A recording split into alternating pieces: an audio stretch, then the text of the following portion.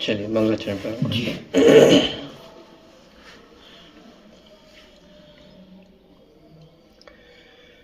नमो अरहन्ताणं नमो सिद्धाणं नमो आयर्याणं नमो वज्रायाणं नमो लोये सवसाहुणं मंगलं भगवान् वीरो मंगलं गौतमो गणी मंगलं कुन्दकुन्दाद्यो जैन धर्मोऽस्तु मंगलम् सर्वमङ्गलमाङ्गल्यं सर्वकल्याणकारकं प्रधानं सर्वधर्माणां जैनं जयतु शासनम् जीवमजीवं तवं जिनुवर्वसेन जीर्णनिदिष्टं देवीन्द्रविन्दवन्दं वन्दे तं सर्वदा शिरसा।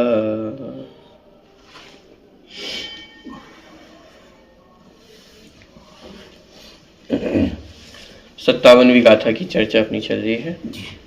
गाथा का पाठ एक बार यहाँ से करते हैं। प्रश्न क्रमांक 257।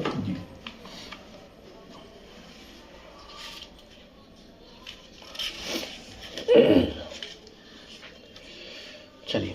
तब सुदवद्वम चेता झाण रहधुरम धरो हवे जम्हा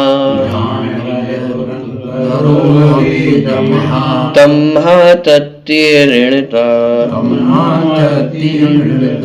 तल्लद्धिये सदा होह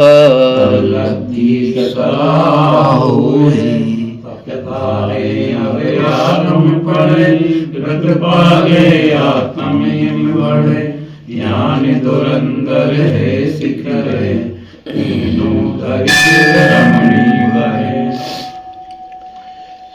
ध्यान के आधारभूत तप, श्रुत और व्रत, तो इन्हें ही भव्य जीवों को धारण करना चाहिए। इस तरह की प्रेरणा यहाँ पे 57 नंबर की गाथा में दी गई है।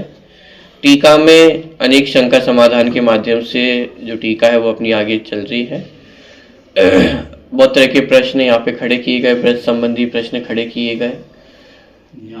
यहाँ पे कल अपन ने चर्चा की थी कि पंचम काल चल रहा है और पंचम काल में ध्यान नहीं होता है। इसके पीछे 2 तर्क शिष्य ने खड़े किए थे।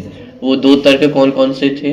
एक तो ये था वो शिवभूति मिलाद का था, उस काय में जो तो आगे समाधान में आया था। श्रुत के संबंध में 2 तर्क ये प्रस्तुत किए थे। एक तो उत्तम सहनन नहीं है और दूसरा 14 पूर्व का अथवा द्वादशांग का ज्ञान नहीं है। ये 2 तर्क प्रस्तुत किए थे। ये ध्यान किसे होता है? जिसका उत्तम सहनन हो उसे ध्यान होता है, और जिसे 14 पूर्वों का ज्ञान हो उसे ध्यान होता है। ये 2 तर्क शिष्य ने खड़े किए थे। और पंचम काल में दोनों चीजें नहीं है, ना उत्तम सहनन है और ना द्वादशांग का ज्ञान है, इसलिए ध्यान भी संभव नहीं है। इस तरह का तर्क शिष्य का खड़ा हुआ था। उसके समाधान में आचार्य ने क्या, हाँ, ये शिष्य का प्रश्न था, जरूरी नहीं है। शिष्य ने तर्क प्रस्तुत किया था कि उत्तम सहनन होना चाहिए और जिसे द्वादशांग का ज्ञान होता है उसे ही ध्यान होता है। और वो ध्यान वास्तव में जो 12वें गुण स्थान में जो मुनिराज होते हैं और जो केवल ज्ञान को प्राप्त करते हैं, तो उनकी बात है कि जो उत्कृष्ट से उत्कृष्ट ज्ञान हो तो वो द्वादशांग का ज्ञान उन्हें होता है, जो श्रुत केवली कहलाते हैं। गौतम गढ़धर स्वामी आदि है, तो ये सब श्रुत केवली है क्योंकि द्वादशांग का ज्ञान होता है। तो उसका आधार लेकर के यहाँ पे शिष्य प्रश्न खड़ा कर रहा है कि ध्यान तो वास्तव में उनको होता है जिनको 14 पूर्वों का ज्ञान हो और जिनको उत्तम सहनन हो। तो आचार्य ने फिर इसके उत्तर में समाधान क्या दिया था? सहनन के संबंध में उन्होंने समाधान दिया था कि ये जो उत्तम सहनन की बात है वह श्रेणी आरोहण की बात है, माने 8वें आदि गुण स्थान के ऊपर जो ध्यान की चर्चा है वहां जो शुक्ल ध्यान होता है वह शुक्ल ध्यान 8वें 9वें गुण स्थान में होने वाला वह पंचम काल में नहीं होता, लेकिन उससे पहले 7वें गुण स्थान तक होने वाला धर्म ध्यान वह इस पंचम काल में संभव है। इसलिए ये जो तर्क था कि उत्तम सहनन वाले को ही ध्यान होता है, ऐसा कहना उचित नहीं है। और ग्रंथों का प्रमाण प्रस्तुत करते हुए कुंद आचार्य देव का मोक्ष प्रावृत और तत्वानुशासन, इन दो ग्रंथों के उद्धरण यहाँ पे प्रस्तुत किए थे, जिसके आधार से उन्होंने ये बात सिद्ध की थी कि सहनन की माने उत्तम सहनन की आवश्यकता ध्यान के लिए नहीं है। दूसरा, श्रुत के संबंध में जो तर्क दिया था कि 14 पूर्वों का ज्ञान आवश्यक है, उसके बिना ध्यान नहीं हो सकता है, तो उसका भी खंडन किया। श्रुत दो प्रकार का है, द्रव्य श्रुत और भाव श्रुत। यह बात सही है कि श्रुत का ज्ञान आवश्यक है, लेकिन द्रव्य श्रुत का ज्ञान ना भी हो लेकिन भाव श्रुत का ज्ञान हो तो भी ध्यान संभव है। और इस बात का प्रमाण प्रस्तुत करने के लिए उदाहरण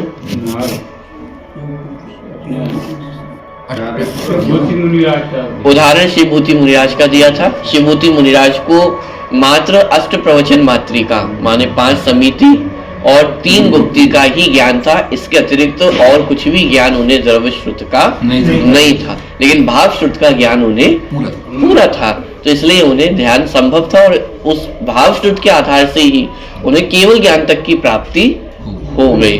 तो इससे ये सिद्ध हुआ कि श्रुत का माने द्रव्य श्रुत का ज्ञान माने ध्यान में कंपलसरी हो, आवश्यक हो, ऐसा नहीं है।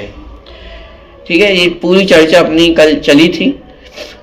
और फिर एक प्रश्न शिष्य ने फिर शिवभूति मुनिराज का जो उदाहरण दिया था उसके संबंध में प्रति प्रश्न खड़ा किया था कि आप कह रहे हो कि शिवभूति मुनिराज को अष्ट प्रवचन मात्रिका का ज्ञान था, तो इसका मतलब उन्हें तत्संबंधी द्रव्य श्रुत का ज्ञान भी होना चाहिए था। ये प्रश्न ऐसा है जैसे माने आपसे पूछा जाए कि 6 द्रव्यों के नाम क्या हैं, तो आपको 6 द्रव्यों के नाम तो पता है, लेकिन आपसे पूछा जाए कौन से ग्रंथ में है, उस ग्रंथ का भी अध्ययन किया है क्या? तो जरूरी नहीं है कि जिसको 6 द्रव्यों के नाम पता हो उसको उस मूल ग्रंथ का नाम पता हो अथवा मूल ग्रंथ का अध्ययन हो, ऐसा जरूरी नहीं है। लेकिन शिष्य ने यह प्रश्न खड़ा किया कि शिवभूति मुनिराज को यदि अष्ट प्रवचन मात्रिका का ज्ञान था तो तत्संबंधी द्रव्य श्रुत का ज्ञान भी उन्हें होना चाहिए था। तो आचार्य ने फिर उसका भी निषेध किया कि ऐसा आवश्यक नहीं है। क्यों? उसके संबंध में तर्क दिया था कि माँ ऋष और मातुष, कि ये इस पद का ज्ञान भी शिवभूति मुनिराज को नहीं था। तो इससे हमें ख्याल में आता है कि यदि उन्हें द्रव्य श्रुत की जानकारी होती, ज्ञान होता, तो फिर मारुष और मातुष इस पद का ज्ञान भी उन्हें अवश्य होना चाहिए था। क्या अर्थ है मारुष मातुष का?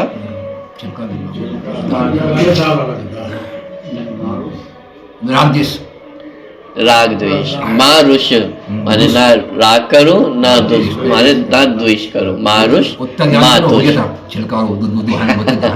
ये तो आपने कहानी सुनी होगी ना, तो ये तो मूल आगम वाक्य थे मारुष और मातुष, लेकिन शिवभूति मुनिराज को इसका अर्थ भी समझ में नहीं आ रहा था। फिर वो रास्ते में चलते चलते उन्हें वो पूरा प्रसंग घटित हुआ, छिलका अलग है दाल अलग है, तो उससे उन्हें इतना समझ में आया तुस मास भिन्नम। अभी तुस मास कहाँ से निकला? मारुष और मातुष, इसका अर्थ उन्हें समझ में नहीं आ रहा था, लेकिन छिलके और उसको अलग होता हुआ देखकर तुष मास भिन्नम इतना समझ में आ गया कि छिलका अलग है और दाल अलग है, ऐसे ही आत्मा अलग है और शरीर राग द्वेष आदि अलग है। तो इस प्रकार वो पूरी घटना है वो अलग है, लेकिन यहाँ पे इतना समझाया कि यदि उन्हें द्रव्य श्रुत का ज्ञान होता तो मारुष और मातुष माने राग मत करो द्वेष मत करो, इस पद का ज्ञान भी उन्हें होना चाहिए था, लेकिन इस पद का ज्ञान भी उन्हें नहीं था। इससे हमें समझ में आता है कि उन्हें द्रव्य श्रुत का ज्ञान नहीं था, लेकिन भाव श्रुत की संपूर्ण जानकारी उन्हें थी, और जिसके आधार से उन्हें केवल ज्ञान तक प्राप्त हो गया। इसलिए हमारा ये जो तर्क है कि हमारे पास ज्ञान कम है इसलिए ध्यान नहीं हो सकता है, तो ऐसा तर्क देना उचित नहीं है। जितना द्रव्य श्रुत का ज्ञान है वो भी बहुत है, सिर्फ अष्ट प्रवचन मात्रिका का ज्ञान ही केवल ज्ञान की प्राप्ति में काफी है, तो इतना ज्ञान तो हम सभी को है ही। तो इसलिए ये जो तर्क है कि इस पंचम काल में ध्यान नहीं हो सकता है, तो कोई भी तर्क शेष आचार्य ने नहीं रहने दिया है। ठीक है, एक बार कल का विषय थोड़ा सा आपका रिवाइज हो, इसलिए 262 नंबर के पेज से मैं ले रहा हूं अंतिम पैराग्राफ। सहनन की बात ऊपर के पैराग्राफ में पूरी हो गई थी, कल अपन ने मूल रूप से इसी की चर्चा की थी, तो इतना रिवाइज करते हुए फिर आगे बढ़ते हैं। जो इस प्रकार कहा है कि 10 तथा 14 पूर्व के शुद्ध ज्ञान से ध्यान होता है वह भी उत्सर्ग वचन है।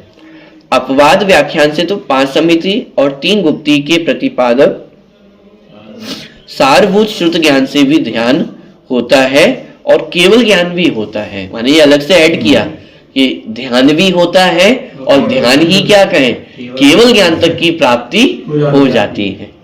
यदि ऐसा अपवाद व्याख्यान ना हो तो तुसमाश का उच्चारण करते हुए श्री शिव भूति मुनि केवल ज्ञानी हो गए इत्यादि गंधर्व आराधना आदि ग्रंथों में कहा गया व्याख्यान किस प्रकार घटित होता है। फिर इसके संबंध में प्रति प्रश्न खड़ा किया। श्री शिवभूति मुनि 5 समिति और 3 गुप्तियों का प्रतिपादन करने वाले द्रव्य श्रुत को जानते थे और भाव श्रुत उन्हें पूर्ण रूप से था। ये प्रश्न खड़ा किया कि भाई जो शिवभूति मुनि थे वो द्रव्य श्रुत भी जानते थे और भाव श्रुत भी जानते थे, तो आचार्य यहाँ निषेध करेंगे कि उन्हें द्रव्य श्रुत का ज्ञान नहीं था। ऐसा नहीं कहना चाहिए, क्योंकि यदि वे 5 समिति और 3 गुप्ती के प्रतिपादक द्रव्य श्रुत को जानते होते तो द्वेष ना कर राग ना कर, मूल संस्कृत में आप देखेंगे तो वहां शब्द है मारुषः मातुषः, ना राग कर ना द्वेष कर ना राग कर, इस एक पद को क्यों नहीं जानते। अतः ज्ञात होता है कि उनको 5 समिति और 3 गुप्ती रूप 8 प्रवचन माता प्रमाण ही भाव श्रुत ज्ञान था और द्रव्य श्रुत कुछ भी नहीं था। यह व्याख्यान हमने कल्पित नहीं किया है, वह चारित्र सार आदि शास्त्रों में भी कहा गया है। वह इस प्रकार है। अंतर मुहूर्त में जो केवल ज्ञान प्राप्त करते हैं वे क्षीण कषाय गुरुस्थानवर्ती निर्ग्रंथ नामक ऋषि कहलाते हैं। उन्हें उत्कृष्ट रूप से 14 पूर्व श्रुत ज्ञान होता है और जघन्य रूप से 5 समिति और 3 गुप्ती जितना ही श्रुत ज्ञान होता है। ये 4 सार ग्रंथ का उदाहरण प्रस्तुत यहाँ पे किया और ये बात स्पष्ट की कि कम से कम यदि ज्ञान हो तो अष्टप्रवचन मात्रिका प्रमाण ज्ञान भी होता है और उससे केवल ज्ञान तक की प्राप्ति हो जाती है। इतनी चर्चा कल अपनी हो चुकी थी, आज अपन आगे बढ़ते हैं। प्रश्न, मोक्ष के लिए ध्यान किया जाता है और इस काल में मोक्ष तो नहीं है, तो ध्यान करने का क्या प्रयोजन।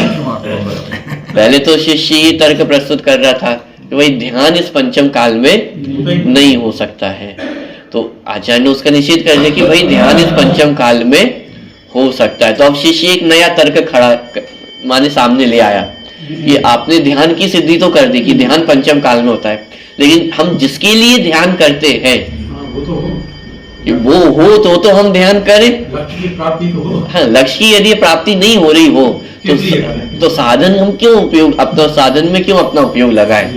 तो आपने साधन की तो सिद्धि कर दी कि भाई ध्यान तो होता है। अब मोक्ष, ये मोक्ष के लिए ध्यान किया जाता है और इस काल में मोक्ष तो है नहीं, तो ध्यान करने का क्या प्रयोजन। बिना प्रयोजन के तो मूल व्यक्ति भी प्रवृत्ति नहीं करता है। तो यहाँ तो शिष्य है तो बुद्धिमान, माने इतना तर्क वितर्क कर पा रहा है तो मतलब उपयोग तो लगा पा रहा है, इतना बुद्धिमान तो है। तो उसने तर्क प्रस्तुत किया कि भाई ध्यान हो जाता है, ये बात ठीक है, लेकिन ध्यान से जिस फल की सिद्धि होनी चाहिए वो तो इस पंचम काल में संभव ही नहीं है। तो फिर ध्यान हम कितना भी कर लें उसका फल तो कुछ मिलने वाला नहीं है। इस प्रकार का प्रश्न यहाँ पे खड़ा किया। उसका उत्तर, ऐसा नहीं है। कैसा नहीं है? सीधा मतलब मोक्ष प्राप्ति है। इस पंचम काल में मोक्ष नहीं होता है, ऐसा नहीं है, क्योंकि इस काल में भी परंपरा से मोक्ष है। किस काल में? चौथे काल की बात नहीं चल रही है। कौन से काल की बात चल रही है? पंचम काल की बात चल रही है। और आचार्य कितने स्पष्ट शब्दों में कह रहे हैं कि पंचम काल में मोक्ष नहीं है, ऐसा नहीं है, इस काल में भी परंपरा से मोक्ष है। प्रश्न, परंपरा से मोक्ष किस प्रकार है? समाधान, ध्यान करने वाला अर्थात ध्याता स्वशुद्धात्मा की भावना के बल से संसार की स्थिति अल्प कर स्वर्ग में जाता है, वहां से आकर मनुष्य भव में रत्नत्रय की भावना प्राप्त कर शीघ्र मोक्ष जाता है। तो इस प्रकार परंपरा से मोक्ष की प्राप्ति होती है। इस बात को यहाँ पे आचार्य ने स्पष्ट किया। वर्तमान में पंचम काल में है तो भी 7वें गुण स्थान तक की प्राप्ति और 7वें गुण स्थान तक होने वाला जो धर्म ध्यान है वो वर्तमान में किया जा सकता है। तो जब वर्तमान में उस धर्म ध्यान की प्राप्ति होगी तो उसके फल स्वरूप जो देवादिक पद है, लोकांतिक आदिक पद है, उनकी प्राप्ति होती है और फिर वहां से चय कर जीव पुनः मनुष्य पर्याय को प्राप्त करता है और वहां से फिर मोक्ष की प्राप्ति कर सकता है। धर्म ध्यान सात्विक का आएगा कि चौथी फिर कहलाएगा? चौथी 7वें गुणस्थान तक का धर्म ध्यान, तो उसमें चौथे का तो सम्मिलित हो ही गया है। ये तो मैंने हाईएस्ट लेवल बता दी है। प्रारंभ होता है हाँ, कि पंचम काल में हाईएस्ट जो ध्यान की लेवल हो सकती है वो 7वें गुणस्थान में होने वाला जो धर्म ध्यान है, वहां तक का ध्यान पंचम काल में संभव है। तो जब वहां तक का हो सकता है तो उसके नीचे होने वाले जो भी ध्यान है वो तो होंगे ही होंगे। ठीक, तो ध्यान करने वाला ध्याता स्व शुद्धात्मा की भावना के बल से संसार की स्थिति अल्प कर स्वर्ग में जाता है और वहां से आकर मनुष्य भव में रत्नत्रय की भावना प्राप्त कर शीघ्र मोक्ष जाता है। जो भरत, सगर, रामचंद्र, पांडव आदि मोक्ष गए हैं, वे भी पूर्व भव में वेदावेद रत्नत्रय की भावना से संसार की स्थिति घटाकर फिर पश्चात मोक्ष गए हैं। उसी भव में सबको मोक्ष होता है ऐसा नियम नहीं है। माने इसी भव में मोक्ष हो जाए सभी को, ऐसा तो संभव नहीं है। 2 पांडव नकुल सहदेव वहां से। नकुल सहदेव का उदाहरण हमारे सामने है और जितने भी तीर्थंकर आदि होते हैं वे भी प्राय जो स्वर्ग है वहीं से चय होकर के आते हैं।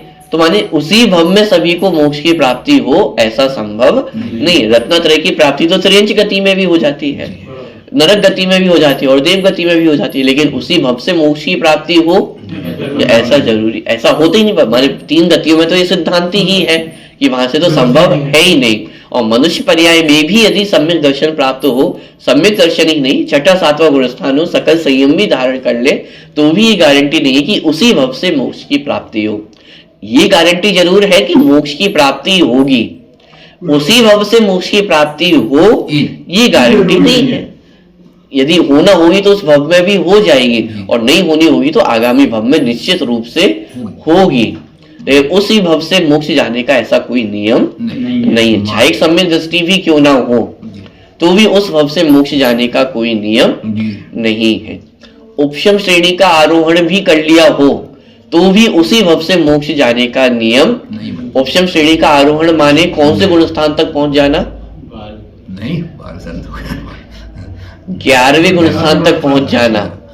11वें गुणस्थान तक पहुंचने पर भी उसी भव से मोक्ष की प्राप्ति हो ऐसा नियम नहीं है। ठीक है, तो उसी भव में सबको मोक्ष होता है ऐसा नियम नहीं है।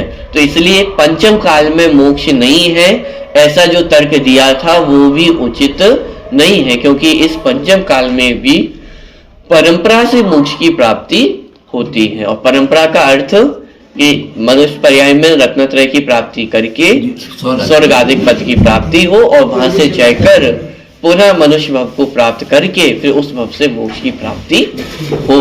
तो इस प्रकार पंचम काल में भी मोक्ष संभव है। तो मोक्ष होता है तो मोक्ष का साधन ध्यान, ध्यान भी इस पंचम काल में होता है। तो ध्यान भी है और ध्यान से होने वाला मोक्ष भी है। तो ध्यान नहीं करने के जितने तर्क दिए जा रहे थे उन सब का यहाँ पे निषेध हो जाता है कि आप जो भी तर्क देना चाहते हो, जो भी बहाना देना चाहते हो कि साहब इस पंचम काल में मोक्ष नहीं होता है, ध्यान नहीं होता है, उत्तम सहनन नहीं है, शरीर ऐसा नहीं है, कि ये सब तर्क उचित नहीं है। क्योंकि ये जिनवाणी का आगम प्रमाण है हमारे पास। इस पंचम काल में भी ध्यान होता है और मोक्ष की प्राप्ति भी परंपरा से होती है। ठीक,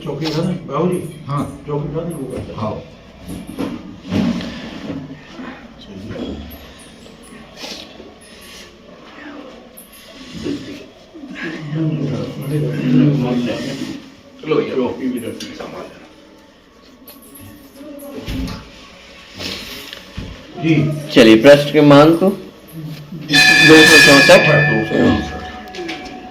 उपरोक्त कथन अनुसार अल्प श्रुत ज्ञान से भी ध्यान होता है, यह जानकर क्या करना?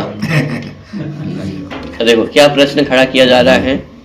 ऊपर जो अपन शिव भूति मुनिराज का उदाहरण पढ़ के आए कि वहां तो उन्हें द्रव्य श्रुत का ज्ञान था ही नहीं, मात्र भाव श्रुत ज्ञान था, लेकिन तो भी उन्हें केवल ज्ञान तक की प्राप्ति हो गई।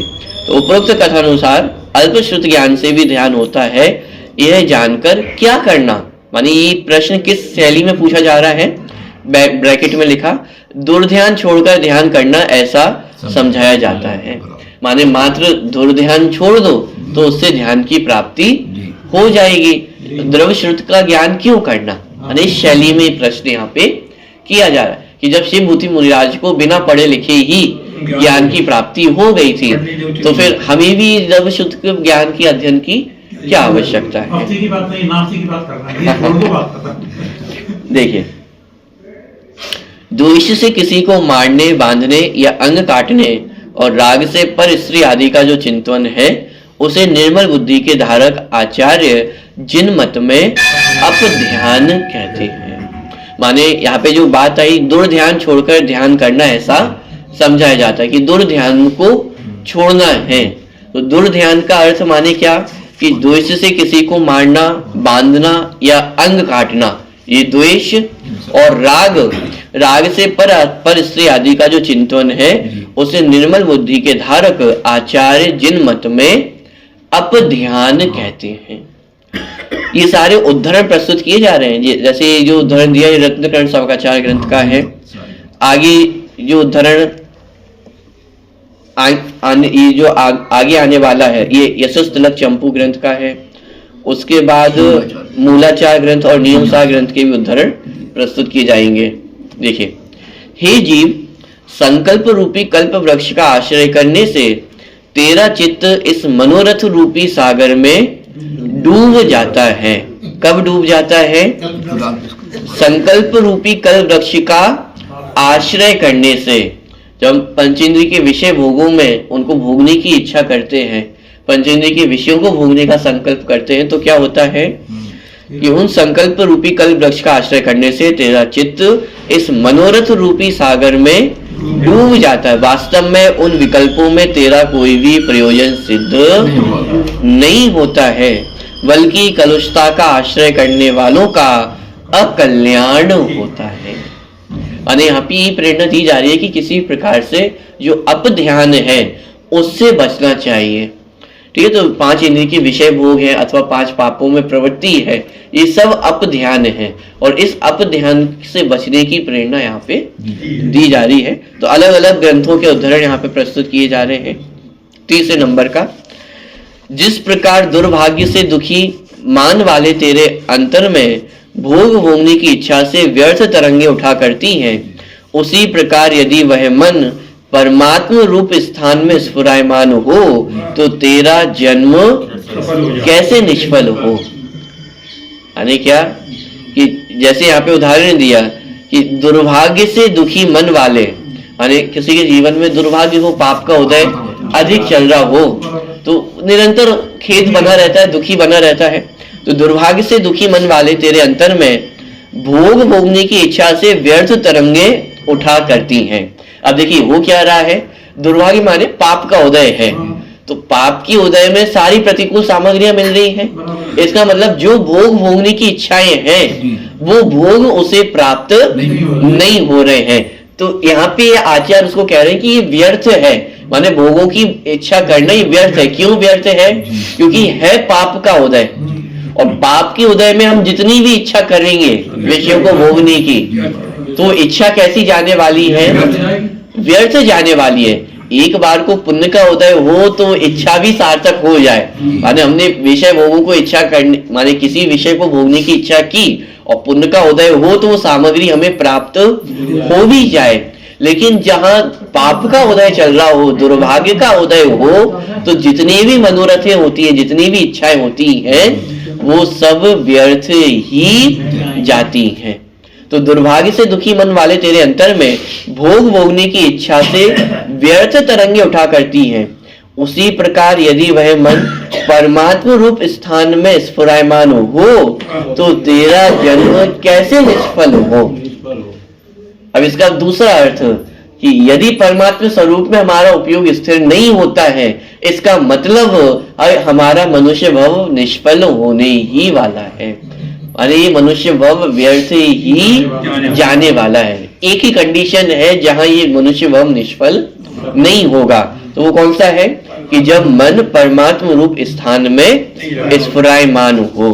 और मन का परमात्म रूप स्थान में स्फुरायमान होना, इसका एक शब्द में यदि कहे तो ध्यान। अनेक प्रकार के ध्यान हमने देखे थे, 5 परमेष्ठियों का स्मरण करना, ओम पद का स्मरण करना, माने इस प्रकार के अलग अलग अपने देखते हैं। तो परमात्मा स्वरूप में मन का लगना मतलब ध्यान की प्राप्ति होना।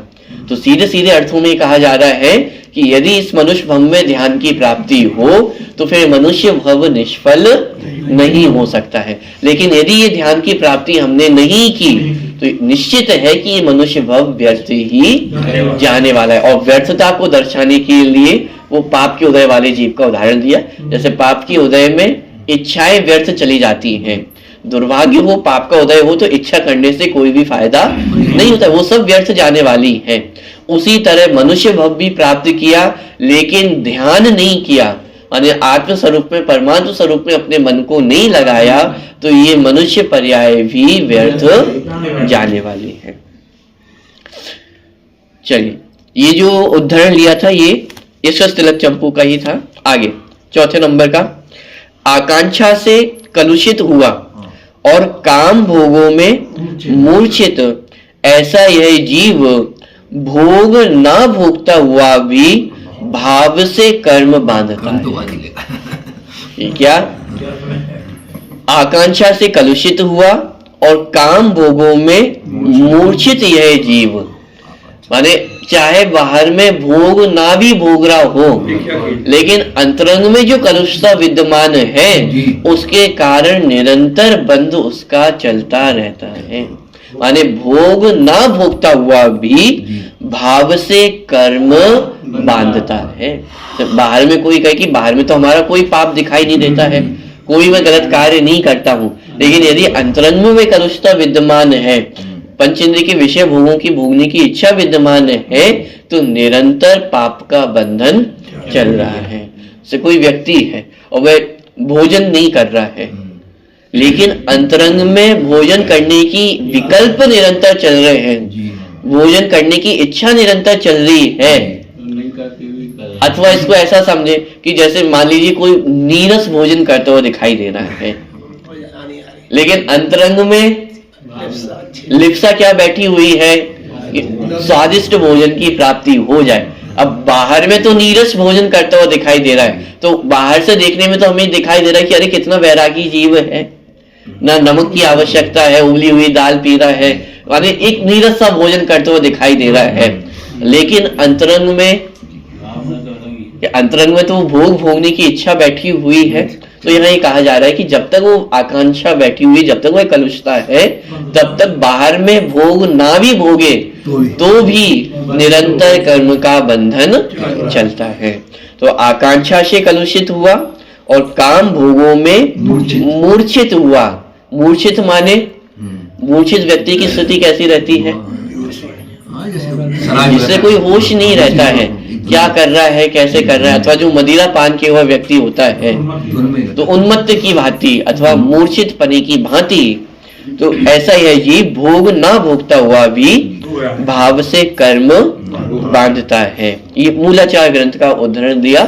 ये बात क्यों कही जा रही है, अपध्यान के त्याग की प्रेरणा यहाँ पे दी जा रही है। माने विषय भोगों को भोगने की जो इच्छा मन में बैठी हुई है उसके त्याग करने की प्रेरणा यहाँ पे दी जा रही है। तो अपध्यान के क्या क्या दुष्परिणाम है वो सब इन उद्धरणों के माध्यम से प्रस्तुत किया जा रहा है।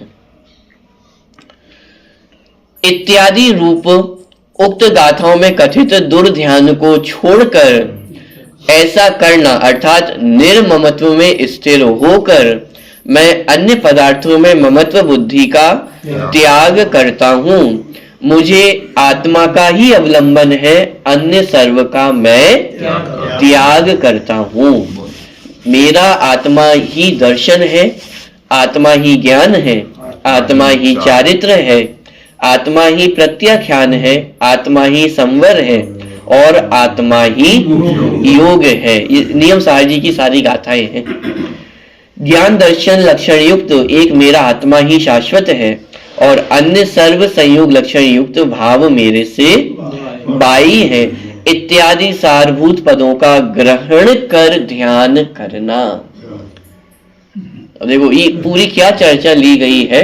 मूल रूप से प्रश्न क्या खड़ा किया गया था कि अल्प द्रव्य श्रुत से भी, माने अल्प द्रव्य श्रुत के ज्ञान से भी ध्यान की प्राप्ति हो जाती है, मोक्ष की प्राप्ति हो जाती है। उदाहरण के रूप में शिव भूति मुनिराज हमारे सामने है। तो शिष्य का एक प्रश्न इस प्रकार का है कि द्रव्य श्रुत का अध्ययन फिर क्यों करना, क्योंकि आचार्य ने जितनी पूर्व में चर्चा करके आए हैं उन्हें आशंका हो गई थी कि अब यहाँ पे व्यक्ति छल ग्रहण करेगा। जहाँ शिव भूति मुनिराज का उदाहरण दिया है तो ये छल ग्रहण करेगा कि देखो शिव भूति मुनिराज को भी रमोकार मंत्र भी याद नहीं था, तो उन्हें केवल ज्ञान की प्राप्ति हो गई और हमें तो फिर भी काफी ज्ञान हो गया है। तो इसलिए अब हम स्वाध्याय में आए कि नहीं आए, ग्रंथ पढ़े कि नहीं पढ़े।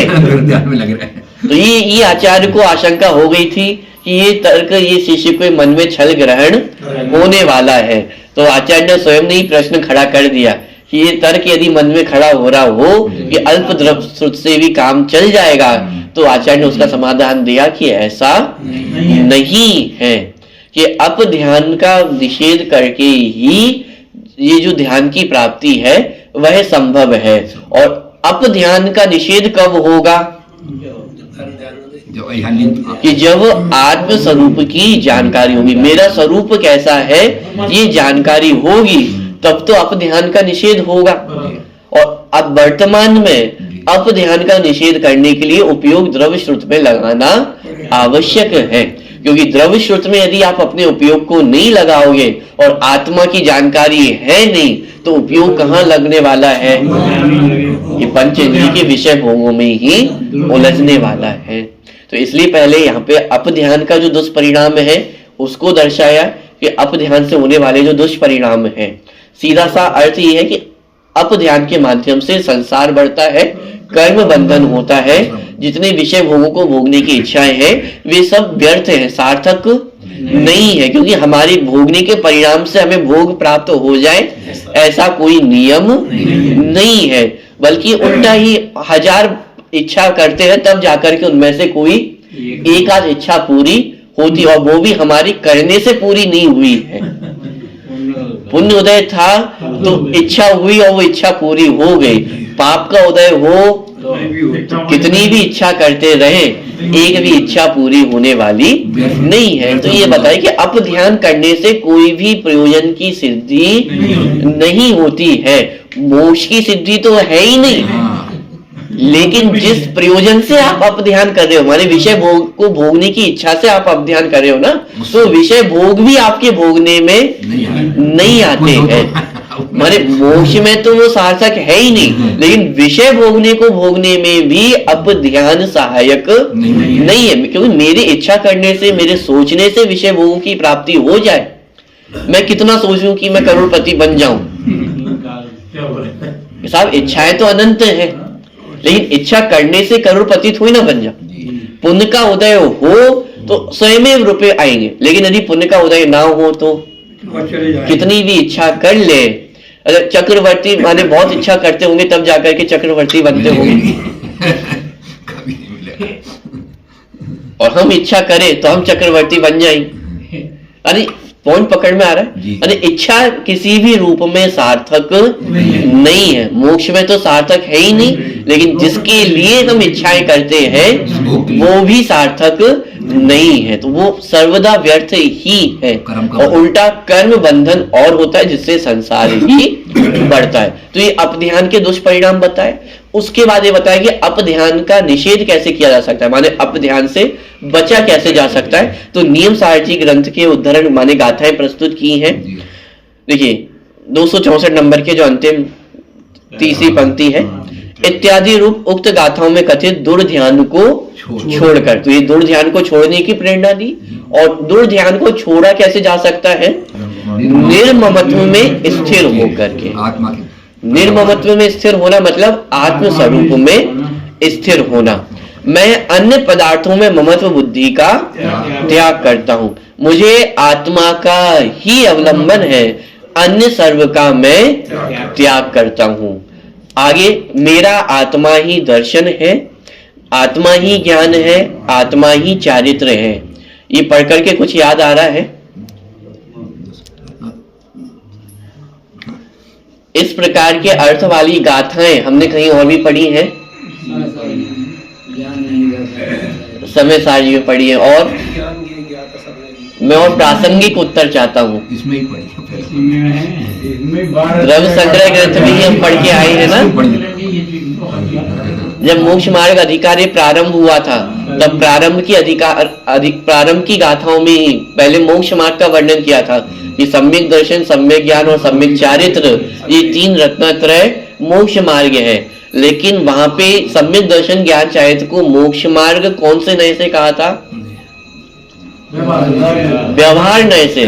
और सम्यक दर्शन, ज्ञान, चारित्र ये मोक्ष मार्ग है, ये भी व्यवहार नय का कथन है। और निश्चय नय का कथन आत्मा ही मोक्ष मार्ग है, ये निश्चय नय का कथन। तो वहां पे टीका में अपन ने स्पष्ट देखा था कि सम्यक दर्शन भी आत्मा है, सम्यक ज्ञान भी आत्मा है, सम्यक चारित्र भी आत्मा है, मोक्ष मार्ग भी आत्मा ही है। और उसके बाद तो एक पूरा कौन सी गाथा में वो वर्णन आया था जिसमें एक पूरे 2 पेजों में वो सारी चीजें आत्मा ही है। अरे वहां तो और विस्तार में जाकर के रत्नत्रय तो आत्मा है ही, लेकिन इसके अलावा और भी जो सारी चीजें हैं, जैसे 28 मूल गुणों का पालन करना, पंचाचार का पालन करना, ये सब भी कौन है? ये सब भी आत्मा ही है। इस रूप जो टीका में वर्णन अपन पहले पढ़ के आ चुके हैं। तो इसका मतलब जो नियम सारजी में भी ये उदाहरण प्रस्तुत करके बताया जा रहा है कि मेरा आत्मा ही दर्शन है, आत्मा ही ज्ञान है, आत्मा ही चारित्र है, आत्मा ही प्रत्याख्यान है, आत्मा ही संवर है और आत्मा ही योग है। ज्ञान दर्शन लक्षण युक्त एक मेरा आत्मा ही शाश्वत है और अन्य सर्व संयोग लक्षण युक्त भाव मेरे से बाह्य है इत्यादि सारभूत पदों का ग्रहण कर ध्यान करना। अब ये जो अंतिम पंक्ति लिखी है यहाँ पे द्रव्य श्रुति की प्रेरणा थी कि अकेले सोचने से काम नहीं होगा कि मैं अब ध्यान नहीं करूंगा, मैं दुर्ध्यान नहीं करूंगा। ऐसे सोचने से काम होने वाला नहीं। करोगे क्या ये बताओ? क्या करोगी ये भी तो पता होना चाहिए। मुनिराज का ज्ञान और ध्यान आते हैं। मुनिराज के भी 2 ही कार्य है, ज्ञान ध्यान तपो रखता है कि या तो ध्यान में रत रहते हैं या फिर ज्ञान में रत रहते हैं। तो दुर्ध्यान नहीं करोगे तो करोगे क्या? कि आत्मा का ध्यान करूंगा तो आत्मा का ज्ञान है या नहीं है? श्रुत का ज्ञान नहीं होगा तो दुर्ध्यान ही होगा। श्रुत के ज्ञान के बिना आत्मा का ध्यान करना संभव नहीं है। इसलिए कितने स्पष्ट शब्दों में लिखा, इत्यादि सारभूत पदों का ग्रहण कर। सारभूत पदों का ग्रहण करना मतलब द्रव्य श्रुत का अध्ययन करना। अरे ये द्रव्य श्रुत को पढ़ करके समझना आत्मस्वरूप क्या है, रत्नत्रय क्या है, मोक्ष मार्ग क्या है, 6 द्रव्य 7 तत्व क्या है, संसार क्या है, मोक्ष क्या है, इन सारभूत पदों का ग्रहण कर। या जैसे हम प्रयोजन भूत 7 तत्व कहते हैं, तो कम से कम इतना द्रव्य श्रुत का अध्ययन तो आवश्यक है ही। तो इन सारभूत पदों का ग्रहण कर ध्यान करना, और इन पदों को जाने बिना आत्मा क्या है, आत्मा परमात्मा का स्वरूप क्या है, भेद विज्ञान का स्वरूप क्या है, माने इन पदों को जाने बिना हम सोचे कि डायरेक्ट हमें ध्यान की प्राप्ति हो जाए, कि ये संभव नहीं है। तो ये जो शिष्य का तर्क था कि अल्प द्रव्य श्रुत ज्ञान से भी काम हो जाता है, शिव भूति मुनिराज का काम चल गया था, तो ऐसे ही हमारा भी चल जाएगा। तो यहाँ आचार्य ने प्रेरणा दी कि बिना द्रव्य श्रुत के अध्ययन की काम होने वाला नहीं है।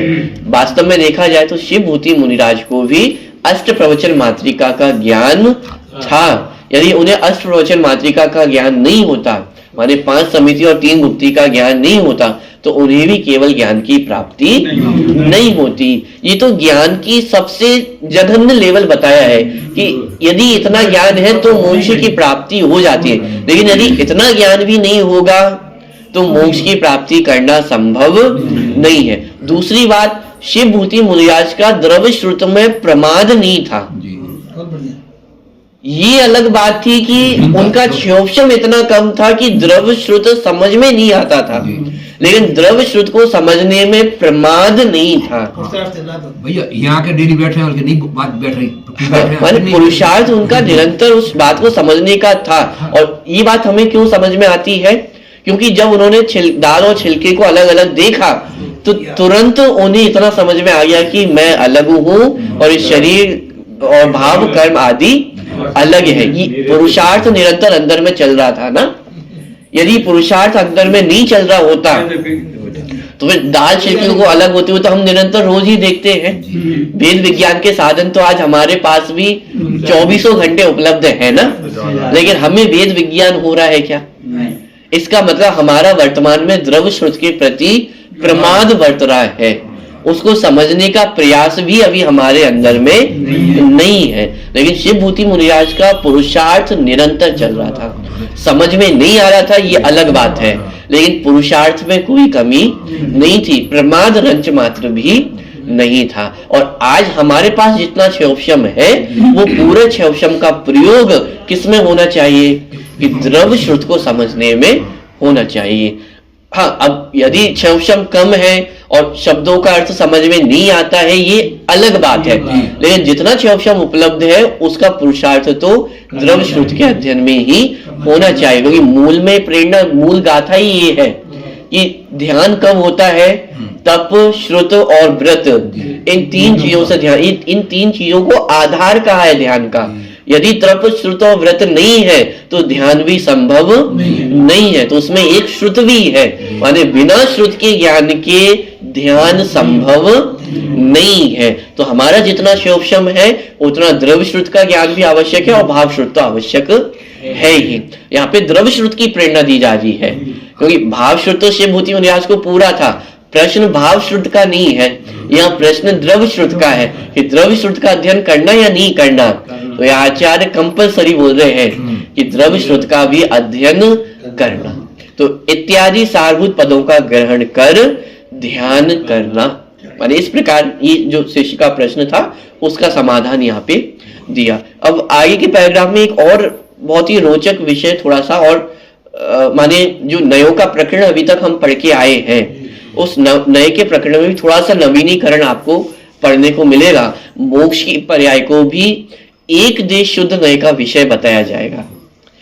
अभी तक जो हमने एक देश निश्चय नय का स्वरूप पढ़ा है वो क्या है कि जो अल्प विकसित शुद्ध पर्याय है, माने जो संवर और निर्जरा की पर्याय है कि वह माने एक देश शुद्ध निश्चय नय का विषय बनती है, और जो साक्षात शुद्ध निश्चय नय का विषय वह मोक्ष की पर्याय।